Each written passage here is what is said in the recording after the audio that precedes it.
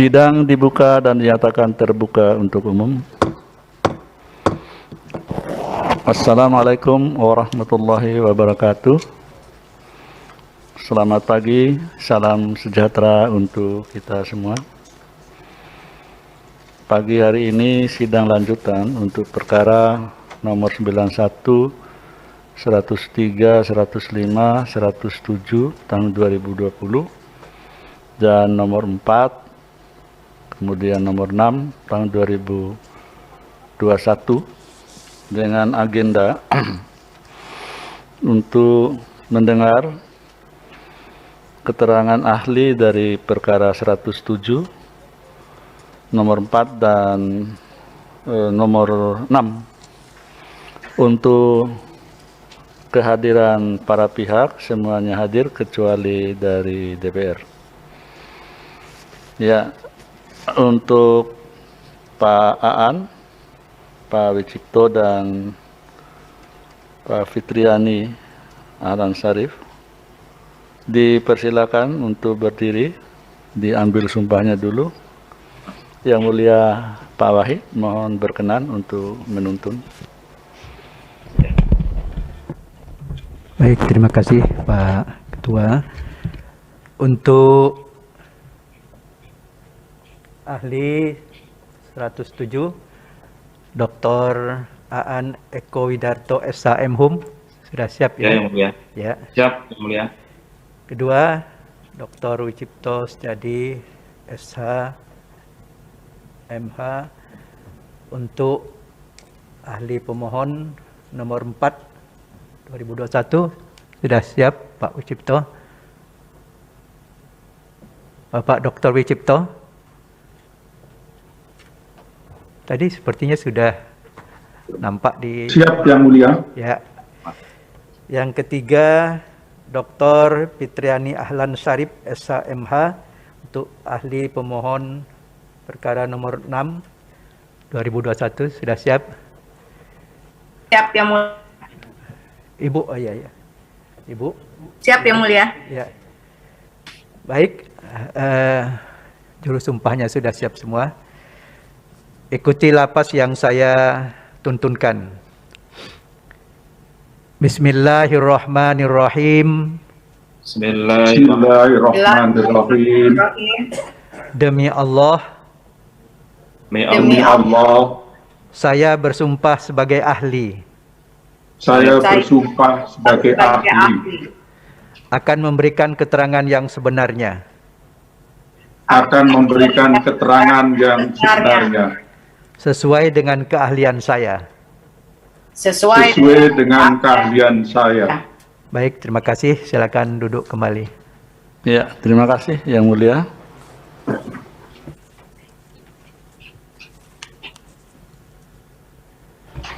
Terima kasih Pak Ketua. Ini sebelum ahli menyampaikan keterangan pada kuasa pemerintah, mohon perhatian. Kuasa pemerintah bisa dengar nggak? Bisa, Yang Mulia. Kami sudah dapat tambahan keterangan dari pemerintah, dan itu memang perlu didalami lagi. Nanti mungkin ada pertanyaan-pertanyaan tambahan yang akan disampaikan kepada pemerintah, tapi bukan di sidang hari ini. Nah, yang belum terlihat adalah dari pemerintah itu varian-varian draft yang ada itu. Jadi tolong pemerintah menyerahkan kepada kami satu draft yang ditandatangani di persetujuan bersama. Satu. Yang kedua, draft dari persetujuan bersama itu yang kemudian diserahkan kepada pemerintah itu juga disampaikan kepada mahkamah. Yang ketiga, draft yang kemudian ada penyesuaian formatting segala macam yang disebut oleh Menteri Sekretaris Negara itu, tolong disampaikan juga kepada mahkamah. Lalu kemudian draft yang ditandatangani Presiden untuk pengesahan. Jadi dari bukti-bukti yang disampaikan ke Mahkamah Konstitusi, belum ada sama sekali draft-draft itu. Padahal draft itu menjadi titik penting bagi kami untuk menilai perkembangan draft mulai dari persetujuan bersama. Jadi pemerintah nanti tolong persiapkan draft apa dulu yang ditandatangani di persetujuan bersama, lalu draft apa yang disampaikan kemudian ke pemerintah. Karena ini di keterangan tambahan halaman 49 itu disebutkan ada draft yang resmi, ada draft yang tidak resmi. Nanti pemerintah lihat lagi keterangannya di huruf A. Jadi selain draft yang disampaikan secara resmi oleh Ketua DPR kepada Presiden, itu bukan merupakan draft resmi. Nah, mana yang draft resminya itu tolong dijelaskan. Karena kan di titik itu sih sebetulnya terjadi naik turun jumlah halaman, jumlah pasal dan segala macamnya itu. Nah, tolong kami disampaikan semua mana draft awal, draft yang diformat, kemudian apa yang terjadi pergeseran-pergeseran dan perubahan-perubahan, dan tolong dijelaskan juga di keterangan tambahan ini belum ada penjelasan sama sekali. Jadi intinya kami mau melihat perubahan-perubahan apa saja yang dilakukan setelah persetujuan bersama itu. Nah, itu bisa dilacak dari draft yang saya kemukakan tadi. Nah, itu penting betul disampaikan oleh pemerintah kepada kami, sehingga kemudian bisa melacak perbedaan-perbedaan yang menjadi salah satu poin krusial di proses formal Undang-Undang Cipta Kerja ini. Tolong di sidang berikutnya disampaikan kepada Mahkamah, tidak hanya dalam bentuk keterangan, tapi bukti draft itu sekaligus. Terima kasih Pak Ketua. Baik, silakan langsung Mas Aan. Waktu sekitar 10-15 menit. Baik, terima kasih Yang Mulia. Bismillahirrahmanirrahim. Assalamualaikum warahmatullahi wabarakatuh. Selamat pagi, salam sejahtera buat kita semua. Yang Mulia Ketua Mahkamah Konstitusi Republik Indonesia, Yang Mulia Wakil Ketua dan seluruh anggota Majelis Hakim Mahkamah Konstitusi, yang terhormat pemerintah, kuasa hukum dan prinsipal, Bapak Ibu hadirin sekalian yang saya hormati. Mohon maaf dari sisi draft mungkin agak panjang, 19 halaman, tapi saya tidak akan membaca semuanya Yang Mulia. Saya akan memberikan penekanan beberapa hal saja untuk masalah ini. Tapi dengan tidak dibaca tetap merupakan bagian dari keterangan. Bahwa perkembangan sistem negara hukum di Indonesia sebagaimana termaktub dalam pasal 1 ayat 3 Undang-Undang Dasar 45 itu semakin pesat seiring dengan berkembangnya hukum pengujian undang-undang. Inti ajaran negara hukum menurut Adrian Bednar adalah an umbrella term of a number of legal institution instrument which protect citizen from those who abuse state power. Negara hukum adalah payung untuk sejumlah instrumen hukum dan kelembagaan yang melindungi warga negara dari mereka penguasa yang menyalahgunakan kekuasaannya. Pengujian formil atau formal tutsing yang merupakan pengujian atas suatu produk hukum yang didasarkan atas proses pembentukan undang-undang. Pengujian ini menjamin dan memastikan perlindungan warga negara, protect citizen, dari penyalahgunaan kekuasaan negara dalam pembentukan undang-undang dan peraturan perundangan lainnya. Penggunaan kekuasaan negara dalam membentuk undang-undang dinilai konstitusional dari segi form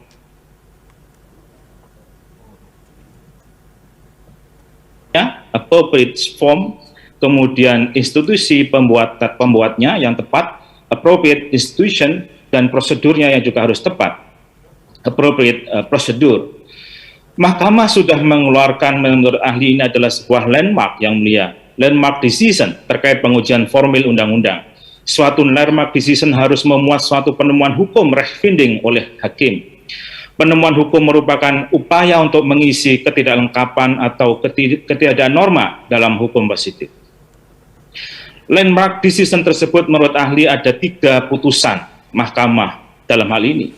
Pertama adalah putusan nomor 27 PUU 7 2009, putusan 92 PUU 10 2012, dan putusan nomor 79 PUU 17 2019. Yang mulia, sebagaimana kita ketahui, putusan nomor 27 2009 meletakkan dasar pengujian berupa batu uji pengujian formil. Ketentuan dalam membentuk undang-undang yang mengalir dari delegasi kewenangan menurut konstitusi adalah termasuk sebagai ketentuan dalam membentuk undang-undang. Putusan nomor 92 PUU 10 2012 meletakkan dasar pengujian berupa tata cara pembentukan undang-undang yang mengikut sertakan DPD. Dan yang terakhir putusan 79, ini saya kira yang paling monumental. 79 2019 meletakkan dasar pengujian berupa kriteria dan cakupan pengujian formil yang meliputi 1. Pengujian atas pelaksanaan tata cara atau prosedur pembentukan undang-undang, baik dalam pembahasan maupun dalam pengambilan keputusan atas rancangan suatu undang-undang menjadi undang-undang.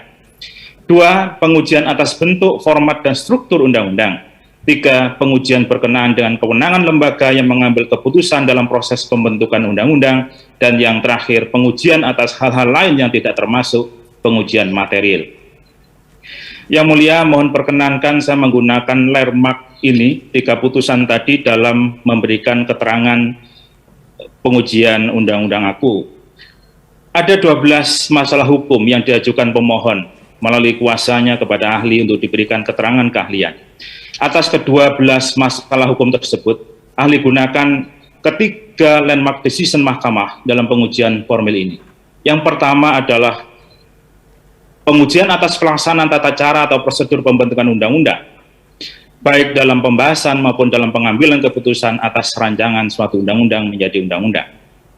Ada 10 pertanyaan yang menurut ahli masuk ke dalam kategori yang pertama. 1 adalah terkait dengan tahapan-tahapan pembentukan suatu undang-undang. Yang mulia, mohon maaf, beberapa pertemuan sebelumnya terkait dengan keterangan keahlian ini, ahli juga menyampaikan hal yang sama terkait dengan tahapan-tahapan.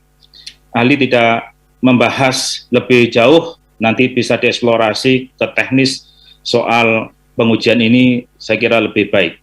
Tapi pada prinsipnya, untuk menjawab pertanyaan pertama soal tahapan, pertama kita perlu memahami pasal 5 ayat 1, pasal 20, pasal 21, dan pasal 2 Undang-Undang Dasar. Dan yang terakhir adalah pasal 22A Undang-Undang Dasar. Dalam pasal-pasal tersebut, pada prinsipnya, dalam suatu pembentukan undang-undang, mencakup tahapan perencanaan, penyusunan, pembahasan, pengesahan, dan pengundangan. Tahapan-tahapan ini juga sudah dikukuhkan dalam Undang-Undang Nomor 12 Tahun 2011 tentang pembentukan undang-undang sebagai peraturan delegasi dari ketentuan pasal 22A Undang-Undang Dasar 45. Yang mulia, yang kedua adalah terkait dengan pertanyaan apa maksud dan tujuan dibentuknya naskah akademik. Sebagaimana disebutkan dalam lempiran 1 Undang-Undang 12 2011 atau nanti lebih mudah ahli sebut Undang-Undang P3, tujuan penyusunan naskah akademik adalah 1. Merumuskan permasalahan yang dihadapi dalam kehidupan berbangsa, bernegara, dan bermasyarakat. 2. Merumuskan permasalahan hukum yang dihadapi sebagai alasan pembentukan rancangan undang-undang sebagai dasar hukum penyelesaian atau solusi permasalahan dalam kehidupan berbangsa, bernegara, dan bermasyarakat. Kemudian yang ketiga, merumuskan pertimbangan atau landasan filosofis sosiologis yuridis pembentukan rancangan undang-undang. Terakhir, merumuskan sasaran yang akan diwujudkan, ruang lingkup pengaturan, jangkauan, dan arah pengaturan dalam rancangan undang-undang. Masalah hukum berikutnya adalah apakah naskah akademik selalu diwajibkan dalam proses perencanaan pembentukan suatu peraturan undang-undang? Atas masalah ini, ahli mengutip Undang-Undang P3 bahwa naskah akademik itu tidak diwajibkan. Sekali lagi, naskah akademik tidak diwajibkan. Tetapi naskah akademik itu diharuskan. Hal ini berdasarkan pasal 43 Undang-Undang P3 yang berbunyi, rancangan undang-undang yang berasal dari DPR, Presiden atau DPD harus disertai naskah akademik. Harus di sini konsekuensi hukumnya itu berbeda dengan wajib. Ini juga diatur dalam Undang-Undang P3 di lampiran 2 tentang makna kata harus dan makna kata wajib. Pada prinsipnya, kalau harus itu adalah pemenuhan suatu syarat. Syarat itu kalau tidak dipenuhi, maka yang dipersyaratkan tidak akan diperoleh. Nah, Kalau wajib kalau tidak dipenuhi maka akan timbul sanksi. Dalam hal ini, mengingat naskah akademik merupakan suatu keharusan, maka menurut ahli, apabila tidak ada naskah akademik, suatu undang-undang tidak bisa dibahas dalam proses berikutnya, yaitu proses pembahasan, karena naskah akademik masuk di proses penyusunan. Jika step untuk masuk ke pembahasan tidak bisa dilakukan, karena itu adalah sebuah syarat. Nah, ini sebagaimana ditentukan angka 269 lampiran 2 Undang-Undang P3. Untuk menyatakan pemenuhan suatu kondisi atau persyaratan tertentu, maka digunakan kata harus. Jika keharusan tersebut tidak dipenuhi, yang bersangkutan tidak memperoleh sesuatu yang seharusnya akan didapat seandainya ia memenuhi kondisi atau persyaratan tersebut. Sekali lagi, dalam konteks apabila suatu RUU tidak disertai naskah akademik, maka konsekuensi hukumnya adalah tidak memperoleh sesuatu yang seharusnya akan didapat seandainya dipenuhi kondisi atau persyaratan adanya naskah akademik, yaitu RUU. Tanpa naskah akademik, maka tidak dapat menjadi RUU. Berikutnya juga nanti, tanpa RUU maka tidak bisa menjadi undang-undang. Yang keempat, apakah naskah akademik yang dibuat setelah RUU disampaikan untuk dibahas dapat dibenarkan? Ahli mengutip pasal 1 angka 1 Undang-Undang P3 bahwa ada proses tahapan. Pembentukan peraturan undang-undangan adalah pembuatan peraturan undang-undangan yang mencakup tahapan, mulai dari perencanaan, penyusunan, pembahasan, pengesahan, atau penetapan, dan pengundangan. Apa makna tahapan? Ahli coba masuk di makna yang dirumuskan dalam KBBI. Karena basis dari pembentukan peraturan undang-undangan sebagaimana diatur Undang-Undang P3 adalah bahasa Indonesia. Nah, dalam KBBI, tahapan itu artinya adalah tingkatan jenjang. Dengan demikian, maka perencanaan, penyusunan, pembahasan, pengesahan, dan penetapan, serta pengundangan itu menjadi suatu jenjang yang berurutan. Tidak dapat dibalik atau dihilangkan jenjangnya. Maka demikian, sebagaimana pula telah dikukuhkan dalam putusan Mahkamah 79/2019, paragraf 3.15.2 yang berbunyi, bahwa berdasarkan Undang-Undang P3, tahapan pembentukan perundang-undangan merupakan rangkaian tahapan yang terdiri atas tahapan pengajuan, pembahasan, persetujuan, pengesahan, dan tahapan pengundangan. Lebih lanjut dalam paragraf 3.15.4 putusan Mahkamah 79 itu juga peraturan undang-undangan diatur dalam pasal 43 sampai dengan pasal 51. Ini yang menurut Mahkamah adalah tahap penyusunan. Dan teknik penyusunan peraturan undangan diatur dalam pasal 64 Undang-Undang P3. Ketentuan keharusan penyusunan NA atas suatu RUU terdapat dalam pasal 43 ayat 3 bagian ke-1 penyusunan undang-undang, bab 5 yang berjudul penyusunan peraturan perundang-undangan. Dengan demikian, suatu naskah akademik yang dibuat setelah rancangan undang-undang disampaikan untuk dibahas tidak dapat dibenarkan atau disebut inkonstitusional. RUU yang disampaikan untuk dibahas sudah masuk ke dalam ketentuan bab 7 pembahasan dan pengesahan RUU, bagian ke-1 pembahasan RUU sebagaimana ditentukan Undang-Undang P3. Jadi ini sudah melewati tahap yang seharusnya penyusunan masuk ke tahap pembahasan. Kalau dibalik itu berarti bertentangan dengan makna tahapan. Yang kelima, yang mulia, seberapa penting aspirasi atau masukan masyarakat terhadap pembentukan peraturan undang-undangan? Menurut ahli, aspirasi atau masukan masyarakat terhadap pembentukan peraturan undang-undangan, yang dalam hal ini undang-undang, itu sangat penting.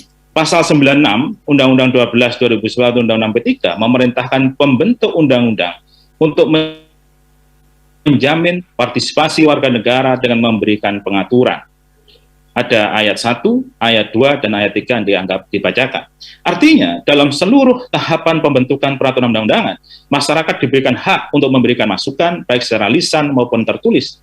Hal ini bisa dilakukan dengan rapat dengar pendapat, kunjungan kerja, sosialisasi, dan seterusnya.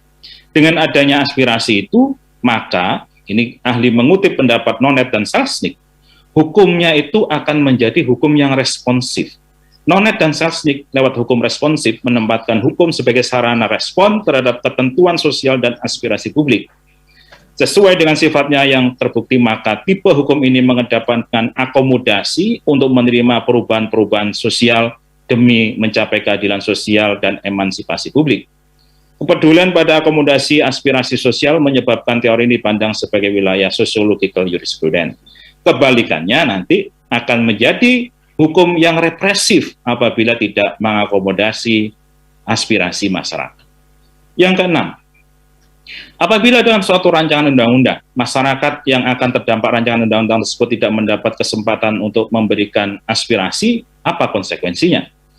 Konsekuensinya, apabila dalam suatu rancangan undang-undang, masyarakat yang akan terdampak tidak dapat memberikan aspirasi, maka undang-undangnya akan bersifat represif. Hukum represif adalah hukum yang mengabdi kepada kekuasaan represif dan kepada tata tertib sosial yang represif pula. Kekuasaan yang memerintah adalah represif karena kurang memperhatikan kepentingan dan aspirasi rakyat. Kekuasaan yang memerintah cenderung untuk tidak mempedulikan kepentingan rakyat atau menolak legitimasinya. Nonet dan Selsnik menyebutkan beberapa bentuk hukum represif dapat memanifestasikan dirinya. Pertama adalah ketidakmampuan pemerintah untuk memenuhi tuntutan-tuntutan umum. Berikutnya adalah pemerintah yang melampaui batas. Suatu bentuk lagi adalah kebijakan umum yang berat sebelah. Yang ketujuh, Yang Mulia, tentang kejelasan rumusan yang dicantumkan dalam pasal 5 huruf F Undang-Undang P3. Dalam pasal 5 huruf F disebutkan azas kejelasan rumusan. Apa yang dimaksud kejelasan rumusan? Menurut ahli, dengan mengutip pasal 5 huruf F tadi, bahwa setiap peraturan undang-undangan harus memenuhi persyaratan teknis, penyusunan peraturan undang-undangan, sistematika pilihan kata atau istilah, serta bahasa hukum yang jelas dan mudah dimengerti sehingga tidak menimbulkan berbagai macam interpretasi dalam pelaksanaannya. Dengan demikian, suatu RUU tidak boleh mengandung kesalahan penulisan atau typo error, sehingga mengakibatkan makna normanya menjadi tidak jelas atau multitafsir. Rumusan norma undang-undang juga harus mudah dipahami. Lon Louis Fuller dalam bukunya yang berjudul The Morality of Law mengungkapkan bahwa sebuah aturan harus disusun dalam rumusan yang dapat dimengerti atau mudah dimengerti. Yang kedelapan, apakah ketika mengambil keputusan dalam rapat kerja tingkat 1 maupun pengambilan keputusan tingkat 2, naskah rancangan undang-undang wajib dibacakan secara keseluruhan? Dalam permohonannya, pemohon mengutip pasal 163 Peraturan Dewan Perwakilan Rakyat nomor 1 tahun 2020 tentang tatib. Dalam pasal 163 disebutkan di huruf C bahwa pengambilan keputusan pada akhir pembicaraan tingkat 1 dilakukan dengan cara pembacaan naskah rancangan undang-undang. Berdasarkan pasal 163 huruf C tersebut jelas bahwasanya dalam acara pengambilan keputusan pada akhir pembicaraan tingkat 1, salah satu kegiatan yang harus dilakukan adalah pembacaan naskah rancangan undang-undang. Ahli menyatakan harus, karena kata hubung yang digunakan dalam uraian huruf A sampai dengan huruf F adalah dan. Dengan demikian maknanya adalah kumulatif. Di samping itu, secara filsafati, membaca suatu rancangan undang-undang dalam tahap pembahasan, baik dalam pembicaraan tingkat 1 maupun tingkat 2, merupakan conditio sine qua non atau syarat mutlak, absolutely condition. Tidak mungkin tanpa membaca dapat melakukan pembicaraan. Tidak mungkin tanpa membaca dapat memberikan persetujuan. Pembacaan naskah rancangan undang-undang juga akan menghindarkan pembentukan undang-undang tanpa adanya suatu naskah rancangan undang-undang. Sangat dimungkinkan situasi yang terjadi, RUU belum selesai disusun, belum selesai disesuaikan dengan hasil pembahasan terakhir, atau faktor-faktor lainnya, padahal ada keinginan untuk segera dilakukan persetujuan bersama. Nah, disinilah akan diabaikan prinsip kehati-hatian atau kecermatan. Dengan demikian, maka apabila tidak dilakukan pembacaan naskah rancangan undang-undang, maka inkonstitusional. Yang kesembilan, apakah rancangan undang-undang yang telah disetujui bersama oleh DPR dan Presiden dapat diubah-ubah lagi, baik isi maupun format? Dalam hal ini, mohon maaf, ahli agak pelan. Jadi berdasarkan pasal 72 Undang-Undang P3 ditentukan bahwa rancangan undang-undang yang telah disetujui bersama oleh DPR dan Presiden disampaikan oleh pimpinan DPR kepada Presiden untuk disahkan menjadi undang-undang. Ayat 2, penyampaian rancangan undang-undang sebagaimana dimaksud pada ayat 1 dilakukan dalam jangka waktu paling lama 7 hari terhitung sejak tanggal persetujuan bersama. Ahli mengutip penjelasan ayat 2-nya. Tenggang waktu 7 hari dianggap layak untuk mempersiapkan segala hal yang berkaitan dengan teknis penulisan rancangan undang-undang ke lembaran resmi Presiden sampai dengan penandatanganan pengesahan undang-undang oleh Presiden dan penandatanganan sekaligus pengundangan ke lembaran negara Republik Indonesia oleh Menteri yang menyelenggarakan urusan pemerintahan di bidang hukum. Dalam ketentuan di atas yang mulia, tidak ada norma yang memberikan legitimasi untuk dapat mengubah substansi hukum pasca RUU telah disetujui bersama oleh DPR dan Presiden. Tenggat waktu 7 hari hanya dianggap layak untuk melakukan pertama, mempersiapkan segala hal yang berkaitan dengan teknis penulisan rancangan undang-undang. Kedua, penuangan ke lembaran resmi Presiden. 3, persiapan penandatangan pengesahan undang-undang oleh Presiden. Dan yang berikutnya yang terakhir, persiapan penandatanganan sekaligus pengundangan ke lembaran negara. Dalam hal terjadi perubahan norma RUU pasca persetujuan bersama, menurut ahli maka RUU tersebut inkonstitusional akibat tidak memenuhi tahapan pembentukan peraturan undang-undangan. Yang ke-10, apa konsekuensi apabila RUU yang telah disetujui bersama oleh DPR dan Presiden berbeda dengan RUU yang disampaikan kepada Presiden maupun yang telah disahkan? Apabila rancangan undang-undang yang telah disetujui bersama oleh DPR dan Presiden berbeda dengan RUU yang disampaikan kepada Presiden maupun yang telah disampaikan maupun yang telah disahkan adalah cacat formil, akibat hukumnya adalah batal demi hukum. Sekarang yang mulia, untuk indikator yang kedua dalam pengujian formil, yaitu pengujian atas bentuk, format, dan struktur undang-undang. Yang tadi adalah terkait dengan prosesnya. Dalam hal ini menurut ahli, apakah Undang-Undang Cipta Kerja saat ini sudah dapat dikatakan sebagai undang-undang, bukankah seharusnya disebut sebagai peraturan pengganti undang-undang? Ini pertanyaan dari pemohon. Undang-Undang Cipta Kerja saat ini menurut ahli tidak tepat dikatakan sebagai undang-undang dan juga tidak tepat disebut sebagai peraturan pengganti undang-undang. Mungkin ini yang dimaksud pemohon adalah peraturan pemerintah pengganti undang-undang. Pertama, menurut ahli ini bukan undang-undang.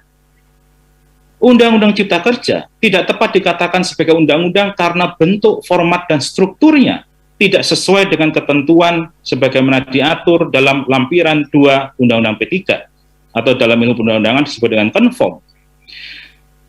Ahli mengatakan ini dengan argumentasi bahwa judul Undang-Undang Cipta Kerja merupakan judul undang-undang baru sebagaimana diatur dalam angka 1 lampiran 2 Undang-Undang P3, bukan undang-undang perubahan. Yang ini kalau perubahan diatur dalam angka 6 huruf A lampiran 2 Undang-Undang P3.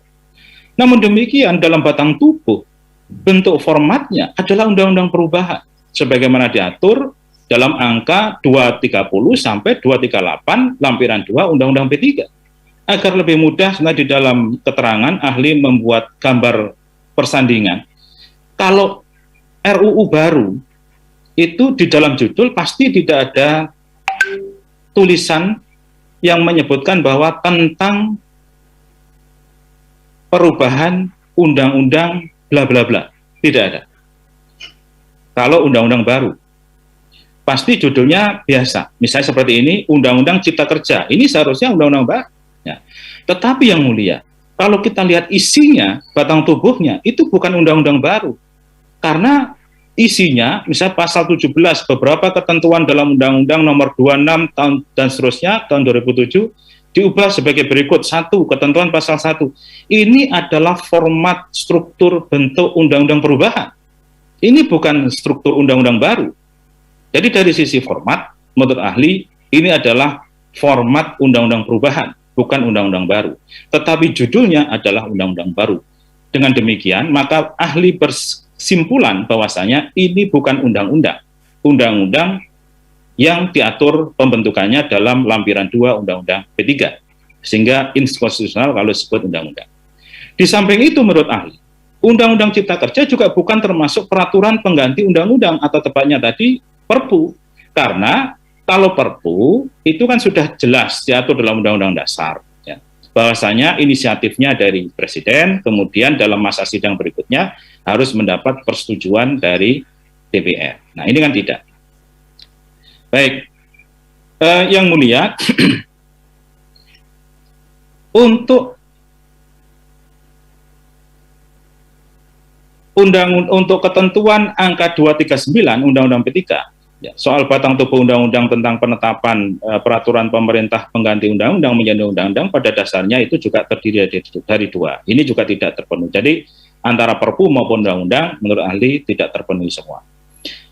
Indikator yang ketiga, pengujian berkenaan dengan kewenangan lembaga yang mengambil keputusan dalam proses pembentukan undang-undang. Pemohon tidak ada pertanyaan dengan ini, Yang Mulia. Tapi menurut ahli perlu menambahkan terkait dengan ini.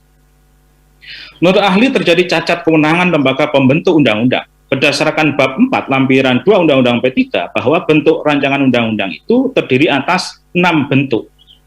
Bentuk rancangan undang-undang pada umumnya, bentuk rancangan undang-undang penetapan peraturan pemerintah pengganti undang-undang menjadi undang-undang, bentuk rancangan undang-undang pengesahan perjanjian internasional yang tidak menggunakan bahasa Indonesia sebagai salah satu bahasa resmi, bentuk rancangan undang-undang perubahan undang-undang, bentuk rancangan undang-undang pencabutan undang-undang, dan 6, bentuk rancangan undang-undang pencabutan peraturan pemerintah pengganti undang-undang. Di sini menurut ahli terjadi dispute di nomor 1, bentuk rancangan undang-undang pada umumnya, dan bentuk rancangan undang-undang perubahan dan di nomor 4. Nah, berdasarkan ke-6 bentuk RUU tersebut menurut Undang-Undang P3, ini kan terjadi bentuk campuran antara undang-undang baru tadi dengan undang-undang yang perubahan. Kalau bentuk campuran, pertanyaannya, apakah DPR dan Presiden berwenang membentuknya? Ahli tidak menemukan kewenangan DPR dan Presiden membuat undang-undang yang campuran, memuat dua hal. Selama ini yang dilakukan, memang sudah pernah terjadi. Ada undang-undang baru, kemudian di dalam ketentuan penutupnya menyatakan bahwa ketentuan dalam undang-undang ini dinyatakan tidak berlaku dan seterusnya. Itu lazim, itu masih undang-undang baru. Karena formatnya juga masih dalam pasal biasa, bukan pasal yang seperti undang-undang perubahan seperti tadi. Ketentuan dalam undang-undang ini diubah sebagai berikut dan seterusnya itu adalah undang-undang perubahan. Sehingga dengan demikian maka Presiden dan DPR menurut ahli tidak berwenang membuat undang-undang campuran. Saya kira ini penting kalau kita lihat praktek di Belanda. Di Belanda itu ketika membuat suatu undang-undang berbeda formatnya, berbeda pejabat yang menangani, maka nama undang-undangnya juga berbeda. Jika di sana dikenal ada Umbrella Act yang itu tidak bisa diutak-utik, ya, sebagai undang-undang payung, undang-undang pokoknya, dan di bawahnya juga ada undang-undang. Nah, yang itu masih bisa dinegosiasikan karena tidak ada persetujuan dari Queen, tidak ada persetujuan dari King-nya. Nah, di Indonesia tidak ada dalam hierarki perundang-undangan, undang-undang ya undang-undang. Prosesnya ya juga seperti ini tadi semua. Sehingga kita tidak mengenal beberapa jenis undang-undang, dan prosesnya juga seharusnya sama semua karena sama. Kemudian yang terakhir adalah tentang pengujian atas hal-hal lain yang tidak termasuk pengujian material. Bagaimana pendapat ahli mengenai penerapan Omnibus Law dalam sistem peraturan undang-undangan di Indonesia? Ini pertanyaan dari pemohon, Yang Mulia. Dalam bagian akhir ini ahli akan menyampaikan keterangan terkait dengan penerapan Omnibus Law dalam sistem peraturan undang-undangan di Indonesia. Omnibus Law adalah undang-undang yang substansinya merevisi dan atau mencabut banyak undang-undang. Konsep ini berkembang di Anglo-Saxon dengan sistem hukum common law seperti Amerika Serikat, Belgia, Inggris, Kanada. Kemudian konsep Omnibus Law juga sudah diadopsi oleh banyak negara, Argentina, Australia, dan sampai ke Inggris juga.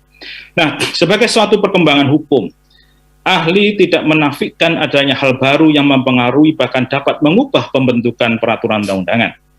Namun demikian persoalannya bukan pada nilai-nilai ajaran Omnibus Law yang dibawa, yakni menyelaraskan masalah disharmoni, tumpang tindih, dan materi muatan yang tidak sesuai dengan yang seharusnya dan terjadinya banyak ego sektoral dari lembaga pembentuk. Menurut ahli, problem mendasar dari digunakannya Omnibus Law dalam sistem hukum Indonesia, khususnya dalam sistem pembentukan peraturan undang-undangan, adalah tidak dimaksudkannya metode pembentukan hukum Omnibus Law dalam peraturan perundang-undangan yang mengatur konstitusionalitas pembentukan undang-undang dan peraturan perundang-undangan. Seharusnya pembentuk undang-undang mengubah dahulu ketentuan undang-undang P3 sebagaimana diubah dengan Undang-Undang 15 2019. Perubahan dilakukan untuk memasukkan ketentuan bentuk baru suatu rancangan undang-undang yang mengadopsi bentuk atau format struktur omnibus law.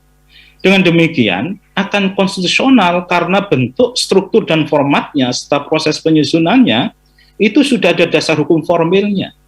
Perdebatan kita adalah perdebatan formil. Maka dari itu seharusnya hukum formilnya harus diubah dulu sebelum ada bentuk yang baru. Nah, untuk ini sebagaimana kita ketahui yang mulia dan para hadirin semua, budaya hukum common law juga sudah masuk dalam proses pembentukan kita. Pasal 1 tentang ketentuan umum itu sebenarnya bukan budaya civil law. Itu adalah budaya common law untuk membuat suatu act atau suatu undang-undang. Kalau kita baca act atau undang-undang di negara-negara common law, itu pasal 1 pasti definition. Itu budaya mereka dalam membentuk. Dan itu sudah kita terima dan kita tuangkan. Jadi tidak ada masalah kalau kemudian budaya itu dikukuhkan. Toh nanti kalau misalnya omnibus law juga masuk strukturnya dalam Undang-Undang P3, ya tidak ada masalah juga, tapi ini kan belum ada. Sehingga secara struktur, format, dan prosedur itu tidak ada basis konstitusionalitasnya. Yang mulia Majelis Mahkamah Konstitusi. Putusan Mahkamah Konstitusi 27/2009 dalam perkembangannya menyatakan bahwa adanya temuan oleh MK berupa cacat prosedur dalam proses pembentukan undang-undang yang dimohonkan untuk diuji oleh para pemohon, itu harus dipahami sebagai koreksi atas proses pembentukan undang-undang yang selama ini dipraktekkan sebagai telah sesuai dengan Undang-Undang Dasar 45. Selanjutnya, MK juga menambahkan bahwa temuan MK tentang hal-hal yang seharusnya dilakukan dalam proses pembentukan undang-undang agar sesuai dengan Undang-Undang Dasar baru disampaikan oleh Mahkamah dalam putusan perkara aku, sehingga tidak tepat kalau diterapkan untuk menguji proses pembentukan undang-undang sebelum putusan ini pada waktu itu. Makna yang dapat ditarik dari pertimbangan Mahkamah menurut ahli adalah 1. Temuan MK berupa cacat prosedur dalam proses pembentukan undang-undang tidak boleh lagi terjadi setelah adanya putusan MK 27/2009 karena sudah dipahami sebagai koreksi atas proses pembentukan undang-undang yang selama ini ada sebelum putusan tersebut. 2. Mengingat temuan MK tentang hal-hal yang seharusnya dilakukan dalam proses pembentukan undang-undang agar sesuai dengan Undang-Undang Dasar sudah disampaikan oleh Mahkamah dalam putusan perkara, untuk pengujian formil saat ini sangat tepat diterapkan untuk menguji perkara aku. Putusan Mahkamah nomor 27/2009 yang dalam pertimbangannya menggunakan asas manfaat untuk tercapainya tujuan hukum dalam perkara pengujian formil, menurut ahli saat ini sudah berakhir relevansinya atau setidak-tidaknya sudah tidak perlu digunakan dahulu. Pengujian formil hakikatnya adalah pembuktian konstitusionalitas penetapan undang-undang dari bentuknya yang tepat atau appropriate form dari institusi pembuatnya dan dari sisi prosedurnya. Dengan demikian, asas yang digunakan sebagai ukuran seharusnya adalah azas kepastian hukum, Rechtszekerheid, bukan asas kemanfaatan lagi, Dulmatigheid.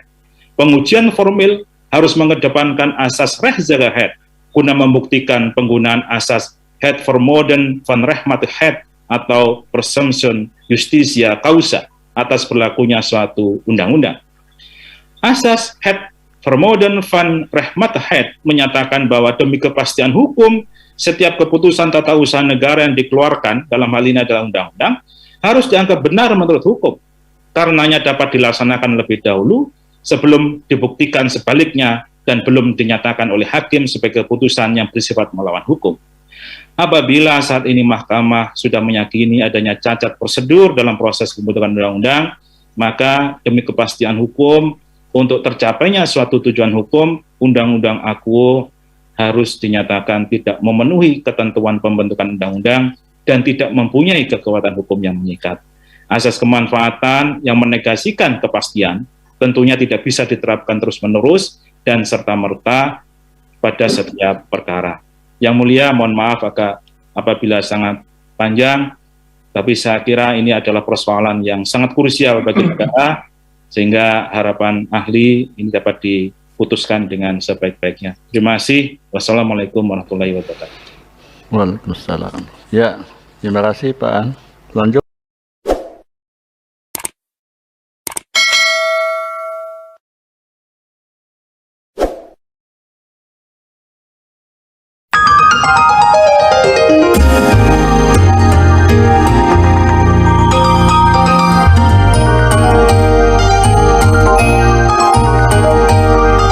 Pak Wicipto, silakan.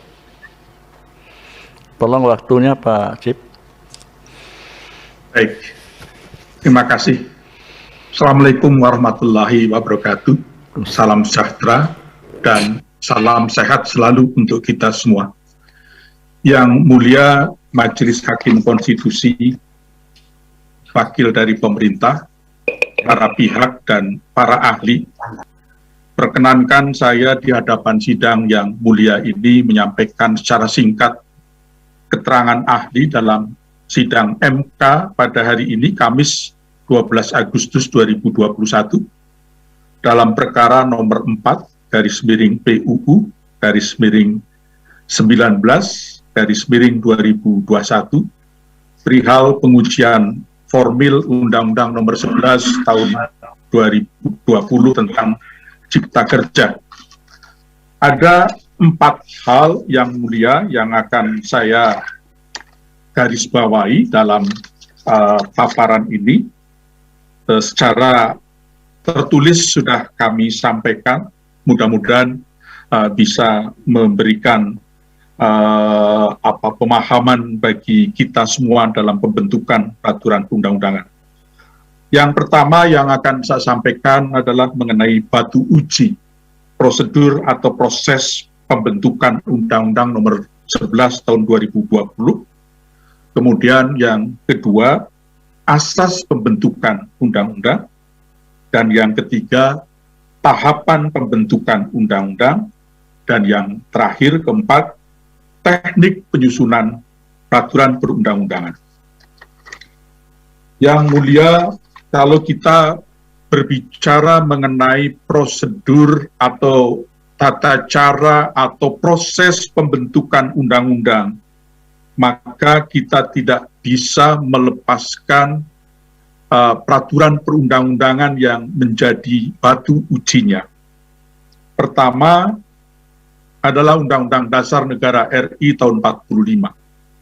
Dalam Undang-Undang Negara RI tahun 45 dikelompokkan menjadi 2 landasan konstitusional, yaitu landasan formil konstitusional dan yang kedua landasan material konstitusional.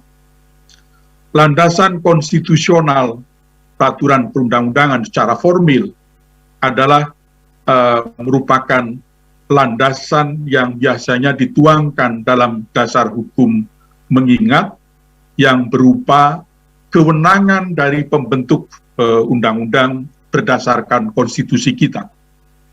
Yang pertama, kalau RUU berasal dari DPR, maka landasan formal konstitusionalnya adalah pasal 20 ayat 1 dan pasal 21.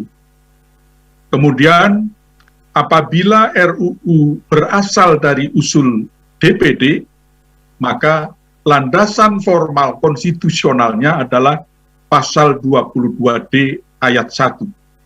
Dan yang ketiga, apabila RUU berasal dari presiden, maka landasan formal konstitusional adalah pasal 5 ayat 1 Undang-Undang Dasar 45.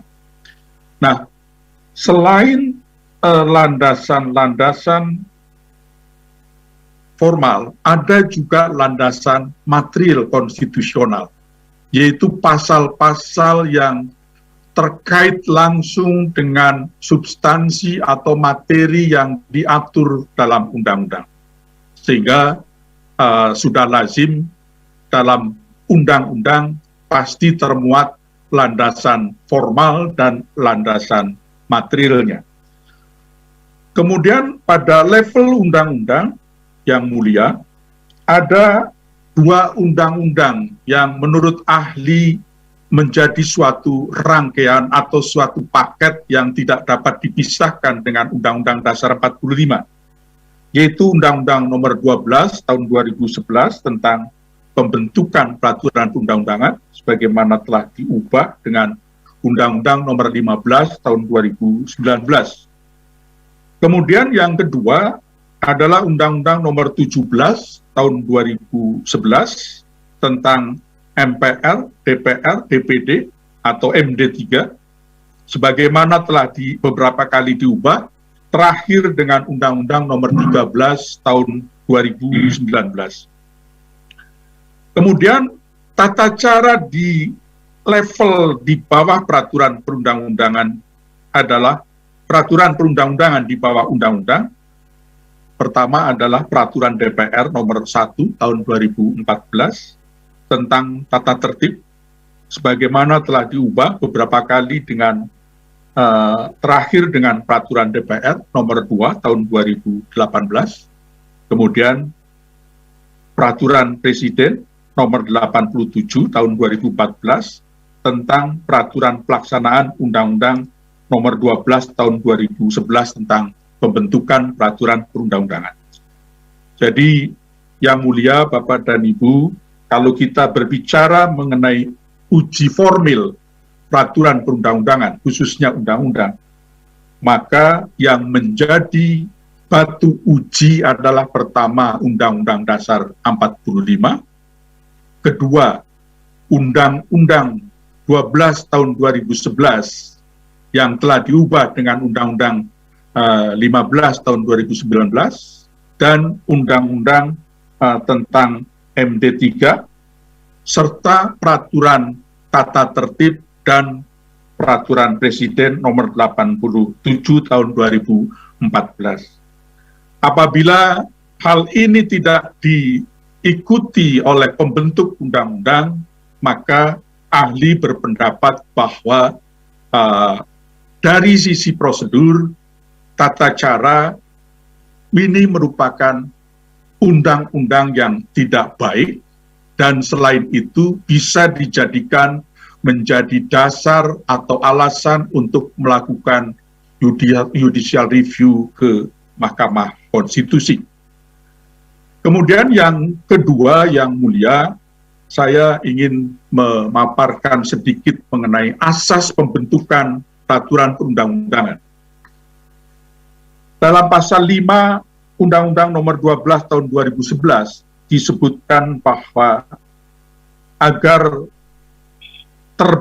tersusun peraturan perundang-undangan yang baik, maka ada beberapa asas yang menjadi landasannya. Yang pertama, kejelasan tujuan, kelembagaan atau pejabat pembentuk yang tepat, kemudian kesesuaian antara jenis, hierarki, dan materi. Kemudian keempat, dapat dilaksanakan. Kelima, kedaya gunaan dan kehasil gunaan. Yang berikutnya, kejelasan rumusan. Dan yang terakhir, keterbukaan. Perkenankan ahli menguraikan beberapa asas pembentukan peraturan undang-undangan yang terkait langsung dengan pembentukan Undang-Undang Nomor 11 Tahun 2020 tentang Cipta Kerja. Yang pertama terkait dengan asas kelembagaan atau pejabat pembentuk yang tepat. Dalam bahasa Belanda disebut sebagai het juiste orgaan. Menentukan bahwa setiap jenis peraturan perundang-undangan harus dibuat oleh lembaga negara atau pejabat pembentuk peraturan perundang-undangan yang berwenang.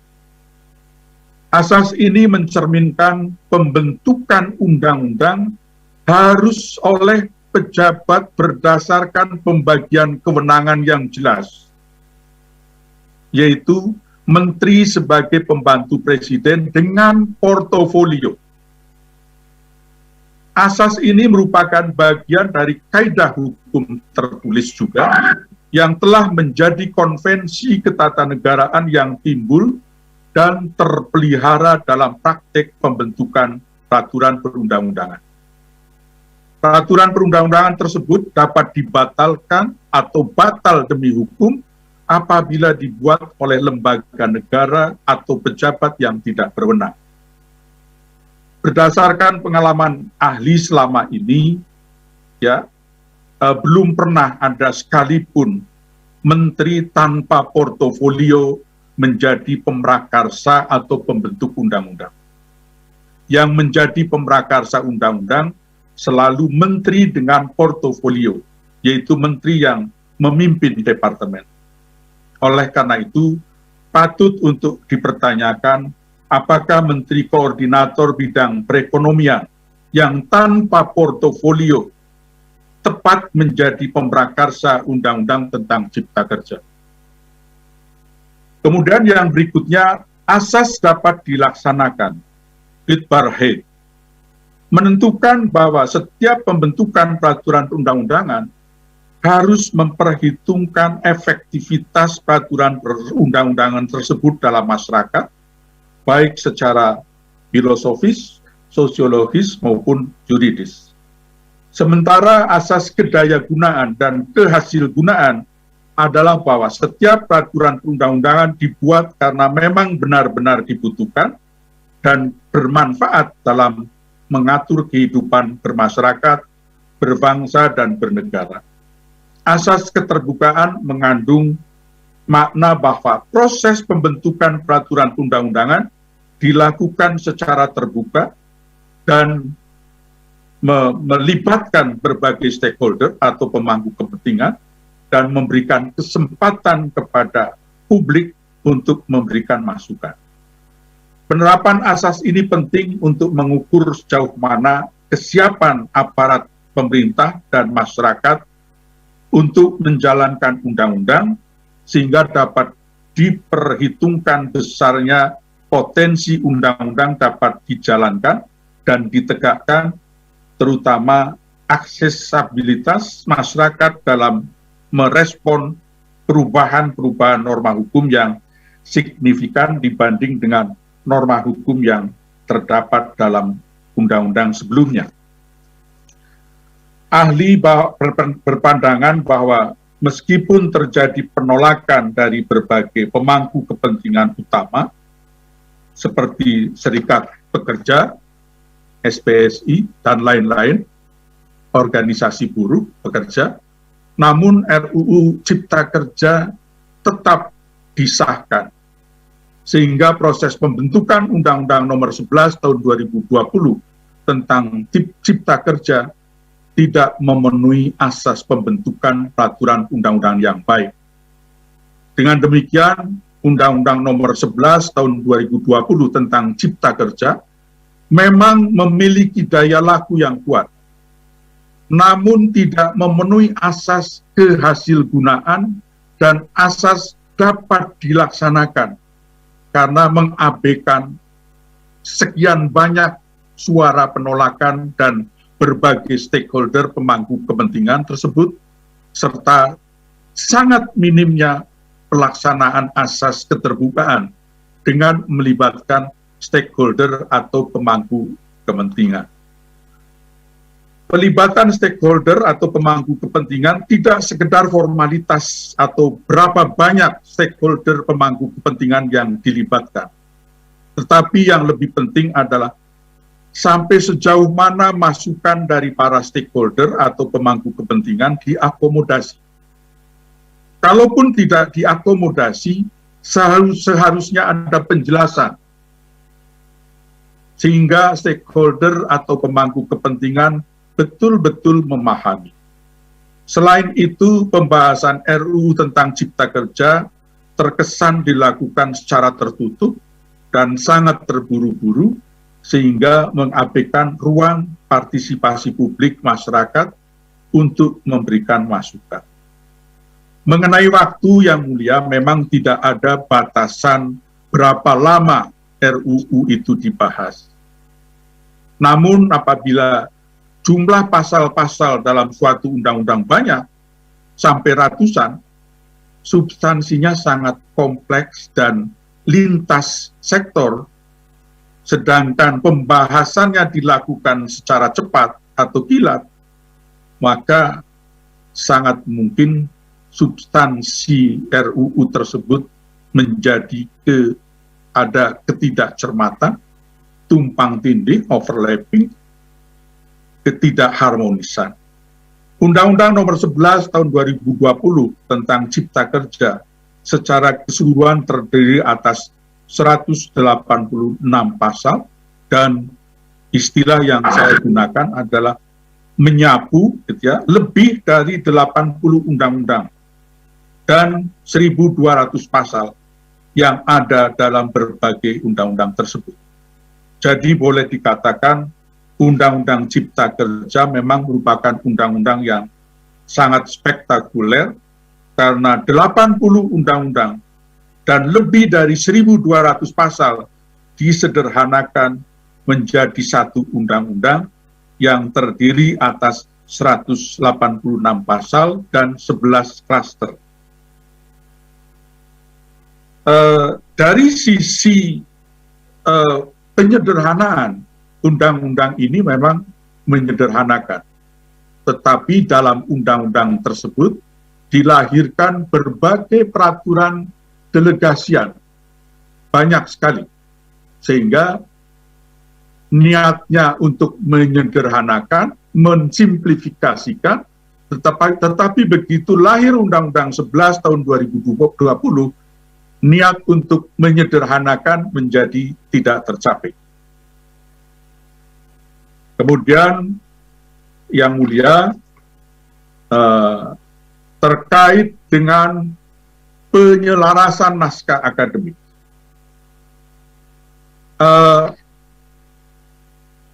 Dalam praktek yang mulia, pada tahap perencanaan, saya sebagai ahli mencoba menyoroti secara khusus mengenai penyelarasan naskah akademik.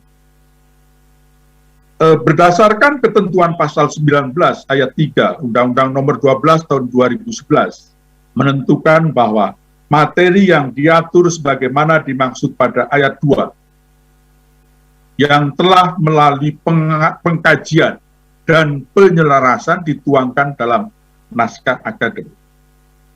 Penyelarasan naskah akademik terhadap RUU usulan pemerintah atau Presiden saat ini dilakukan oleh Badan Pembinaan Hukum Nasional Kementerian Hukum dan HAM. Prosedur penyelarasan naskah akademik dalam tahap perencanaan undang-undang merupakan salah satu langkah penting sebagai upaya quality control terhadap gagasan konseptual norma hukum dari berbagai sudut pandangan dan kebijakan yang berbeda yang harus diselaraskan atau diharmoniskan karena akan dituangkan dalam rancangan undang-undang. Oleh karena itu, penyelarasan naskah akademik merupakan salah satu persyaratan untuk masuknya satu RUU ke dalam daftar prolegnas. Selain proses harmonisasi peraturan perundang-undangan yang dilakukan oleh Direktorat Jenderal Peraturan Perundang-undangan. Sehingga kami berpendapat bahwa sebetulnya penyelarasan naskah akademik ini apakah memang betul-betul dilaksanakan atau tidak.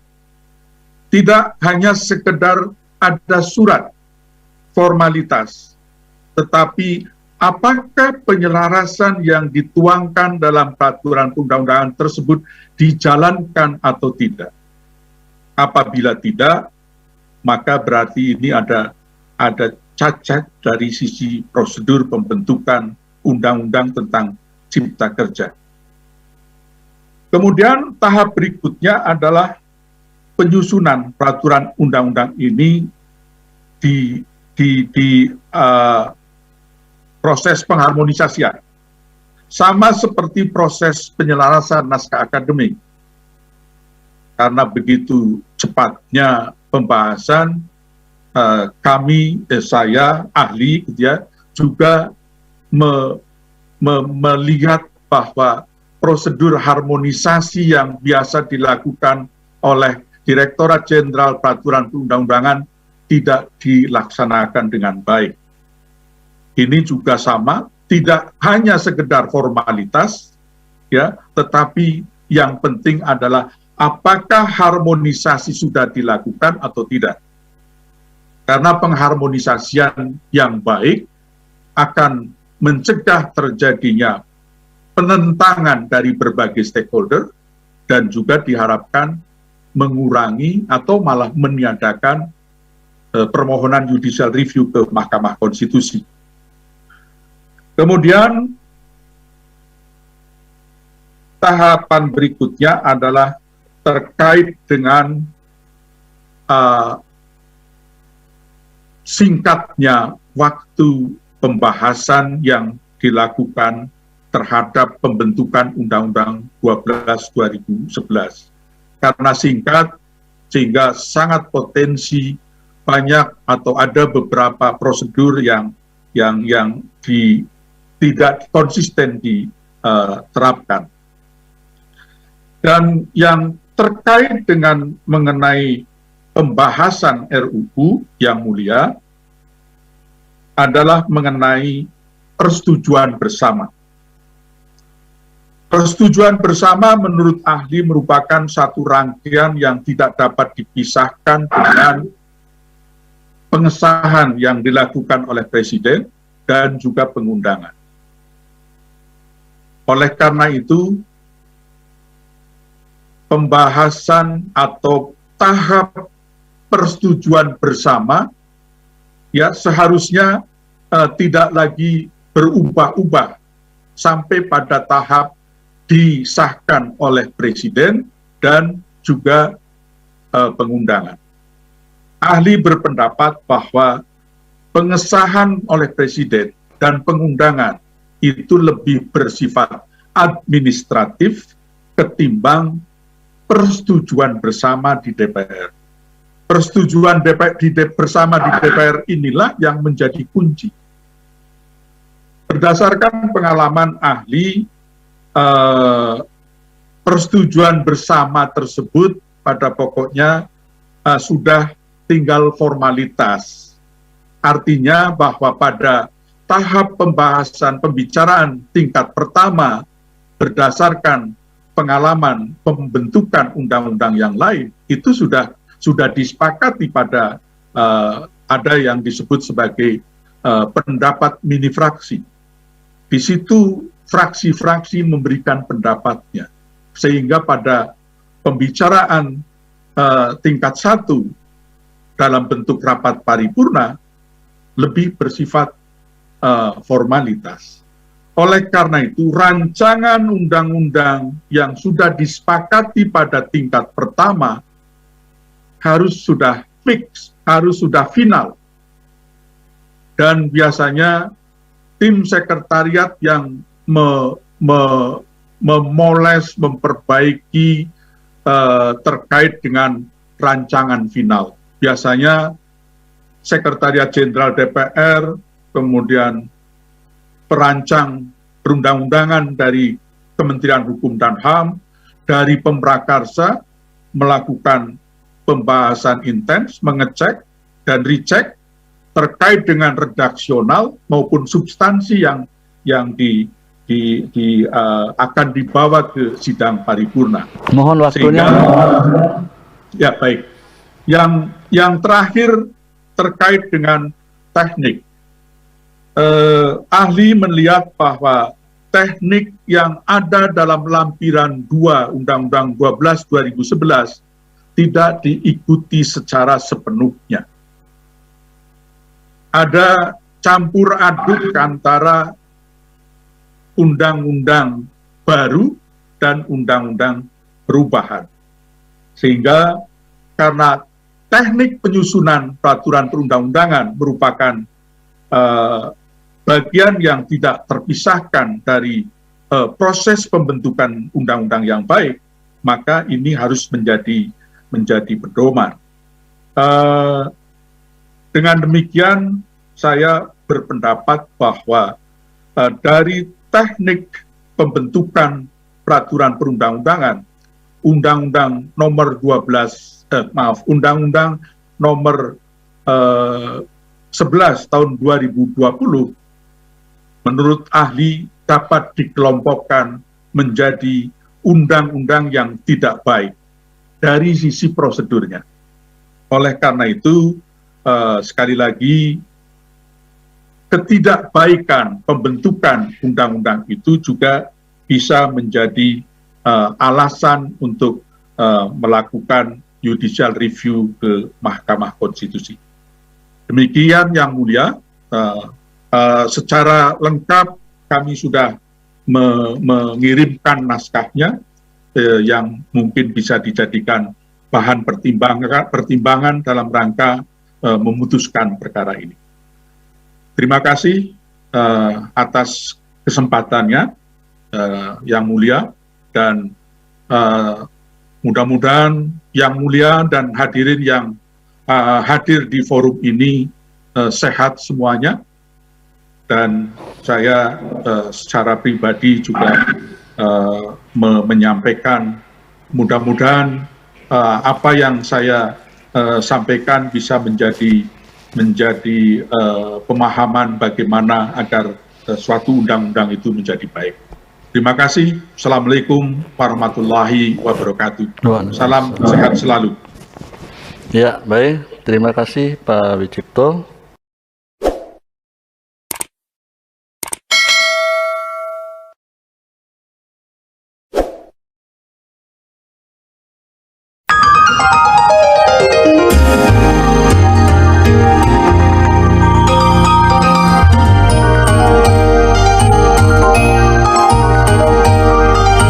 Ibu Fitriani, silakan. Ya, waktunya ya sekitar 10-15 menit. Silakan. Siap, Yang Mulia.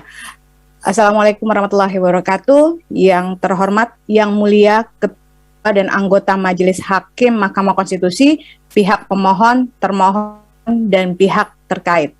Berkaitan dengan pengujian formil Undang-Undang Nomor 11 Tahun 2020 tentang Cipta Kerja yang selanjutnya akan ahli sebut sebagai Undang-Undang CK, izinkan saya Yang Mulia sebagai ahli pemohon menyampaikan keterangan sehubungan permohonan pemohon. Sebelumnya ahli mohon maaf karena ahli yang telah ahli serahkan kepada kuasa hukum pemohon sepanjang 25 halaman tidak dapat ahli bacakan secara keseluruhan karena keterbatasan waktu.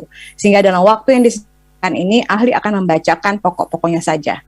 Yang Mulia dapat ahli sampaikan bahwa permasalahan konstitusionalitas pembentukan Undang-Undang CK secara garis besar terkait dengan pertama, tidak terpenuhinya beberapa syarat pemuatan RUU CK dalam prolegnas menurut ketentuan Undang-Undang tentang pembentukan Undang-Undang yang diubah dengan Undang-Undang 15 tahun 2019 yang selanjutnya disebut dengan Undang P3.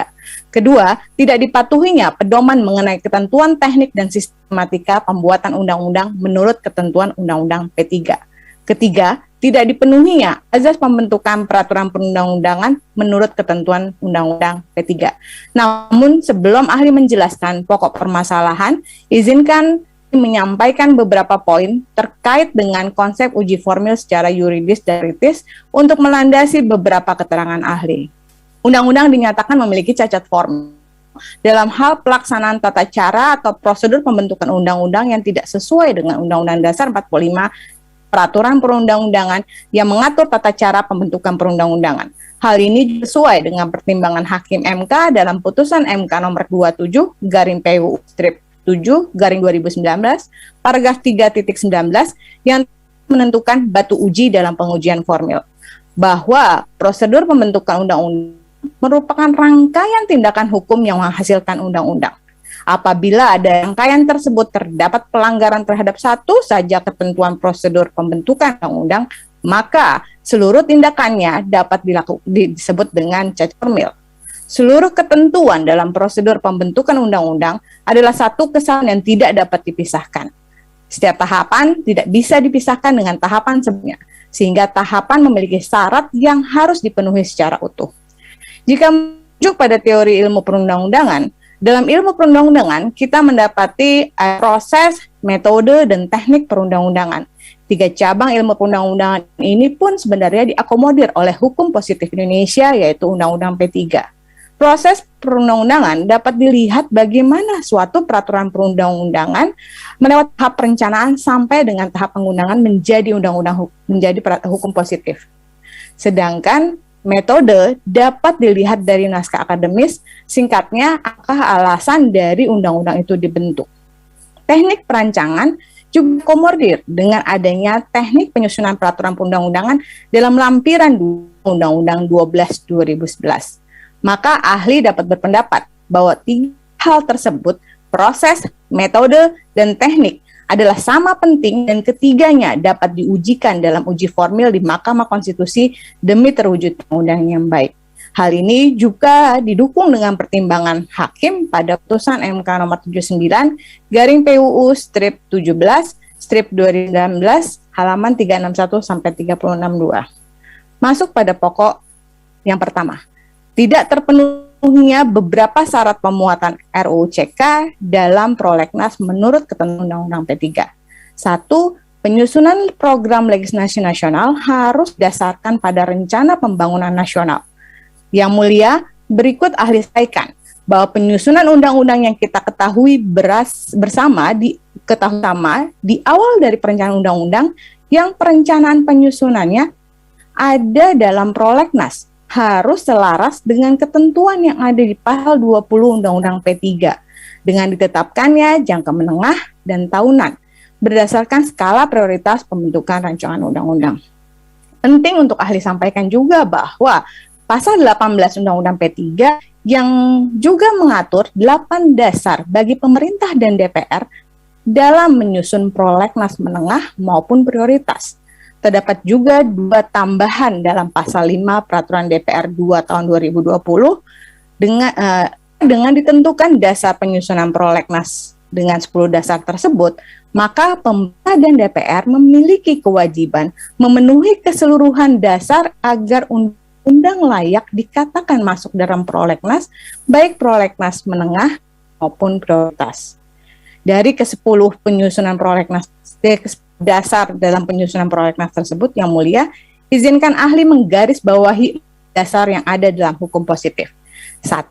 Undang-Undang 25 tahun 2004 tentang Sistem Perencanaan Pembangunan Nasional atau Undang-Undang SPPN, Undang-Undang 7 tahun 2007 tentang Rencana Pembangunan Jangka Panjang Nasional tahun 2005 sampai 2025 atau RPJPN, Perpres 18 2020 tentang RPJMN, dan yang terakhir nomor 1 2019 tentang Rencana Kerja Pemerintah tahun 2020 atau RKP.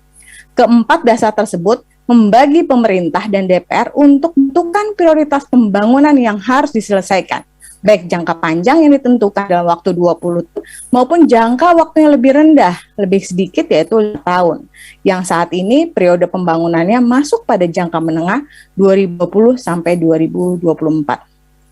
Terhadap dibaginya jangka tersebut tidak menghilangkan esensi masing-masing peraturan perundang-undangan tersebut, terutama Undang-Undang RPJPN, Perpres RPJMN, dan Perpres RKP yang memiliki keterkaitan satu sama lain. Hal ini dilihat dalam pasal 4 ayat 2 Undang-Undang dan 3 Undang-Undang SPPN. Berdasarkan ketentuan di atas, yang mulia, sampaikan 2 hal. Pertama, ada keterkaitan antara RKP sampai dengan RPJPN. RKP maupun RPJMN merupakan penjabaran lebih lanjut yang secara keseluruhan didasari oleh RPJPN terlebih dahulu, mengingat jangka waktunya 20 tahun. Sehingga tentunya perencanaan tidak bisa keluar dari perencanaan jangka panjang dan harus selaras dengan perencanaan tersebut. Kedua, bahwa perencanaan pembangunan yang melingkupi kerangka regulasi. Kerangka regulasi jadi penting, yang mulia, mengingat setiap perencanaan pembangunan memerlukan dasar hukum dalam menjalankan, sehingga tidak mungkin suatu regulasi ditetapkan dalam prolegnas menengah atau prioritas jika tidak didasari atau dibuat dalam perencanaan pembangunan yang sudah ditetapkan melalui RPJPN, RPJMN, dan RKP. Dengan demikian, yang mulia, maka izinkan ahli berpendapat bahwa jika undang-undang yang tidak selaras dengan PJMN utamanya, lalu RPJMN, RKP, maka penyusunan prolegnas tersebut memiliki cacat formil dan keadaan yang ada daftar prolegnas menjadi patut dipertanyakan. Apakah sudah didasari atau tidak dalam penyusunan prolegnas sebagaimana dimaksud pasal 18 Undang-Undang P3. Yang kedua, mengenai naskah akademis sebagai syarat bagi rancangan undang-undang yang dimuat dalam prolegnas prioritas. Yang mulia, berikut ahli sampaikan bahwa Undang-Undang CK pada mulanya sebagai salah satu rancangan undang-undang yang bernama Cipta Lapangan Kerja.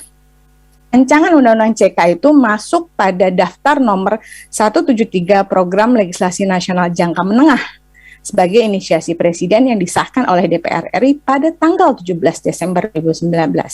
Sedangkan sampai dengan RUU itu ditetapkan dalam prolegnas, yaitu pada tanggal 22 Januari 2020, naskah akademis RUU CK belum diserahkan kepada Presiden, kepada DPR. Sebab naskah CK baru diserahkan pada tanggal 12 Februari 2020. Terhadap hal tersebut, ahli menyampaikan bahwa ketentuan yang mengharuskan naskah akademis ada ketika akan ditetapkan menjadi prolegnas prioritas dapat ditemukan dalam pasal 19 Perpres 87 2014. Ketentuan tersebut menunjukkan bahwa rancangan Undang-Undang Cipta Lapangan Kerja yang masuk dalam prolegnas menengah 2020 pada tanggal 17 Desember, maka dalam jangka waktu 37 hari seharusnya naskah akademis itu sudah ada di tanggal 22 Januari yang mengharuskan adanya naskah akademis. RUU CK tidak dikecualikan dalam memenuhi ketentuan untuk tidak melampirkan naskah akademis sebelum diajukan menjadi prolegnas prioritas. Sehingga yang mulia, dengan ini ahli menerangkan bahwa permasalahan konstitusionalitas terjadi dalam pembentukan undang-undang, yaitu tidak terpenuhinya syarat naskah akademis pada prolegnas untuk RUU Cipta Kerja. Permasalahan kedua, tidak dipenuhinya pedoman mengenai ketentuan teknik dan sistem pembuatan undang-undang di Undang-Undang CK menurut P3. Yang pertama adalah saya akan menyoroti mengenai kritisi teknis penyusunan Undang-Undang Cipta Kerja. Terkait dengan teknik penyusunan, ada beberapa kritik ahli yang akan dijabarkan. Yang pertama adalah kerangka token form dalam bentuk undang-undang. Untuk mencermati mengenai kerangka dan undang-undang, maka ahli akan paparkan terlebih dulu isi dari Undang-Undang Cipta Kerja. Jika melihat dari isi Undang-Undang Cipta Kerja, pasal-pasalnya memuat beberapa mengenai ketentuan baru, seperti halnya membuat undang-undang pada umumnya. Tapi ada beberapa pasal yang mencabut dan juga mengubah undang-undang yang seperti halnya dalam kita temukan teknik undang-undang perubahan atau undang-undang pencabutan. Dari data dari pasal yang kita lihat di dalam Undang-Undang Cipta Kerja, kita melihat ada 186 pasal yang isinya 89, ini sekitar 48% adalah ketentuan baru yang menyerupai isi pasal dari undang-undang pada umumnya. Sedangkan ada 97 pasal, dia lebih banyak, 52% adalah ketentuan mengenai perubahan atau pencabutan atas undang-undang yang telah ada. Jika ahli merujuk pada lampiran 2 Undang-Undang P3, tidak ada satu bentuk pun isinya mencakup gabungan dari beberapa undang-undang perubahan atau gabungan dari undang-undang perubahan atau pencabutan yang digabung dengan undang-undang pada umumnya. Sehingga menurut ahli, perancangan Undang-Undang CK tidak mematuhi pedoman ada dalam lampiran 2 Undang-Undang P3. Dari judul, menurut lampiran Undang-Undang P3, judul suatu undang-undang memuat keterangan jenis, nomor, tahun pengundangan atau penetapan, dan nama undang-undang. Nah, peraturan perundang-undangan dibuat secara singkat dan hanya menggunakan satu kata atau frase, tetapi secara esensi maknanya mencerminkan peraturan perundang-undangan. Sedangkan pada nama peraturan undang-undang perubahan, akan ditambahkan frase perubahan atas di depan judul peraturan yang dirubah. Ahli berpendapat pada intinya, suatu judul harus menggambarkan isi dari undang-undang tersebut. Jika kita cermati dari Undang-Undang CK, sebagaimana yang telah saya paparkan di atas, isi Undang-Undang CK adalah mayoritas merupakan pencabutan dan perubahan yang telah ada, perubahan atas undang-undang yang pernah ada. Namun judulnya tidak mencerminkan bahwa dia adalah undang-undang pencabutan atau perubahan. Hal ini juga berpotensi menimbulkan permasalahan baru di kemudian hari. Jika mengutip undang-undang yang telah diubah dengan undang-undang yang terbaru, biasanya kita akan mengatakan sebagaimana diubah dengan undang-undang yang merubah. Misalnya Undang-Undang 12 tahun 2011 yang diubah dengan Undang-Undang 15 tahun 2019. Namun saat mengutip undang-undang yang diubah dengan Undang-Undang Cipta Kerja, maka akan terjadi ketidakpastian. Karena Undang-Undang CK menggunakan judul undang-undang pada umumnya, bukan undang-undang perubahan, padahal isinya mengubah atau juga mencabut 82 undang-undang sekaligus. Angka pada pasal dalam undang-undang memberikan kejelasan urutan dari pengaturan yang ada dalam undang-undang. Maka dari lampiran 2 Undang-Undang P3, bedakan penulisan antara pasal di undang-undang perubahan atau pencabutan juga dengan undang-undang biasa. Pada undang-undang biasa diberikan pedoman angka Arab untuk menulisnya, itu 23. Namun pada undang-undang perubahan biasanya hanya terdiri dari 2 pasal, yaitu angka Romawi, dan kemudian ada perbedaan dengan angka Romawi yang bertujuan memahami pasal angka Romawi itu adalah yang terdapat dalam undang-undang, sedangkan pasal Arab adalah pasal yang diubah gitu. Nah, namun jika kita lihat di Undang-Undang CK, hal ini diabaikan oleh perancang.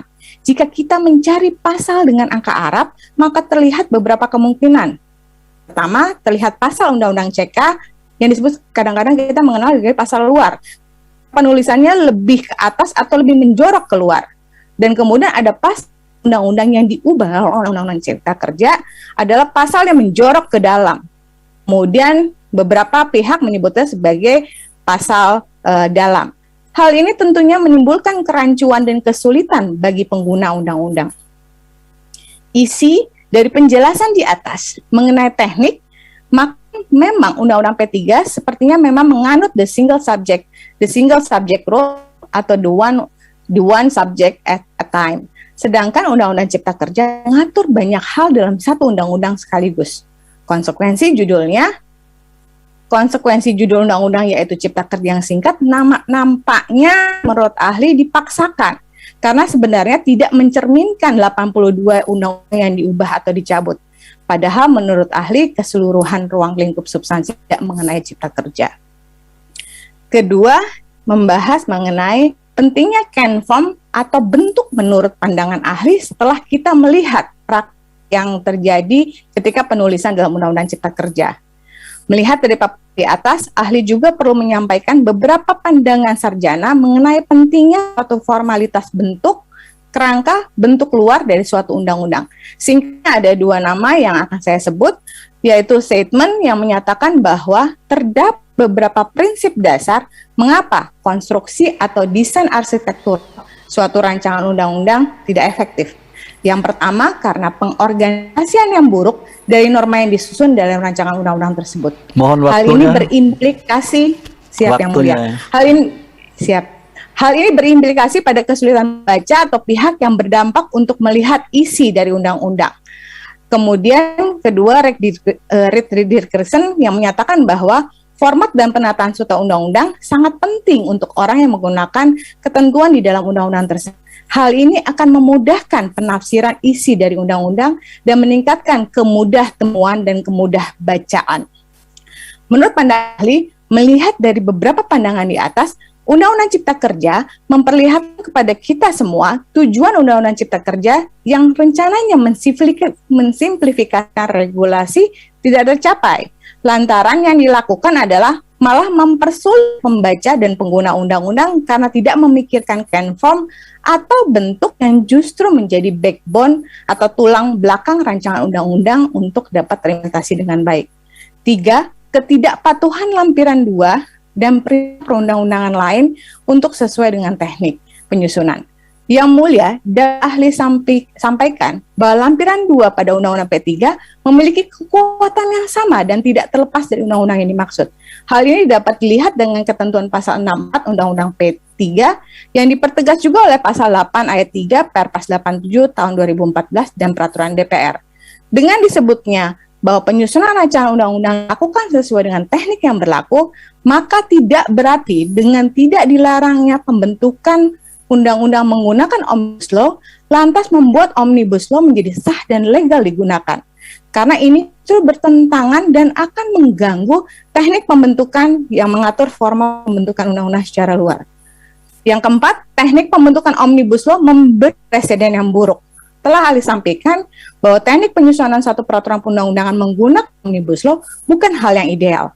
Terlebih dari boleh atau tidaknya dipakai, ahli dapat sampaikan bila jika Mahkamah tidak membatalkan undang-undang CK ini, maka akan terjadi tren pembentukan peraturan perundang-undangan yang menggunakan teknik.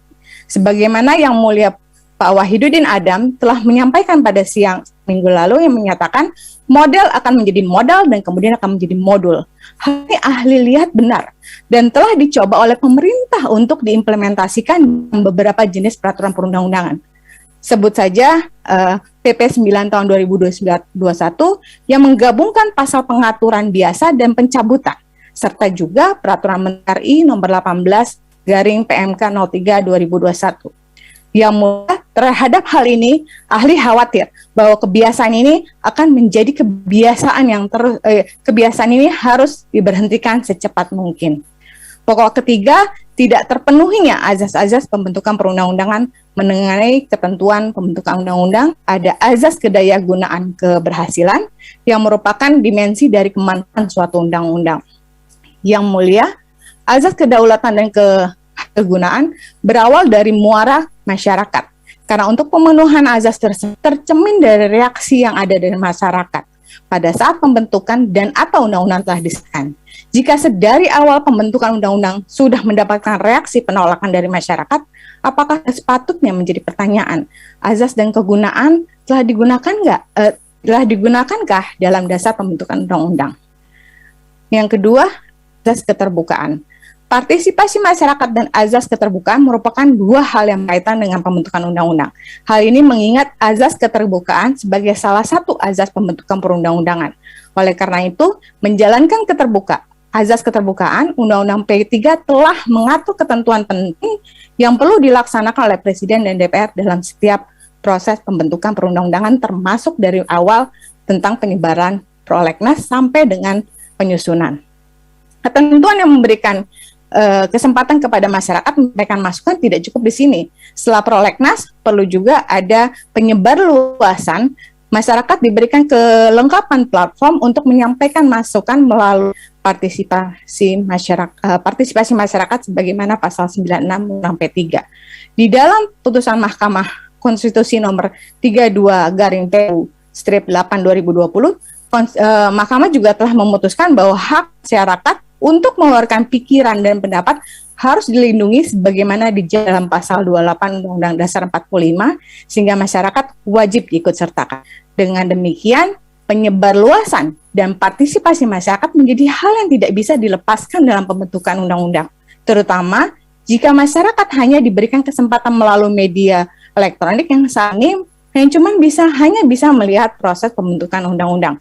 Maka tidak ada jaminan bahwa azas keterbukaan dan partisipasi telah terpenuhi. Karena sebelum partisipasi ini dilaksanakan, maka seharusnya Presiden dan DPR terbuka dan transparan dalam menyiapkan informasi penyusunan prolegnas dan sampai tahap pembentukan undang-undang.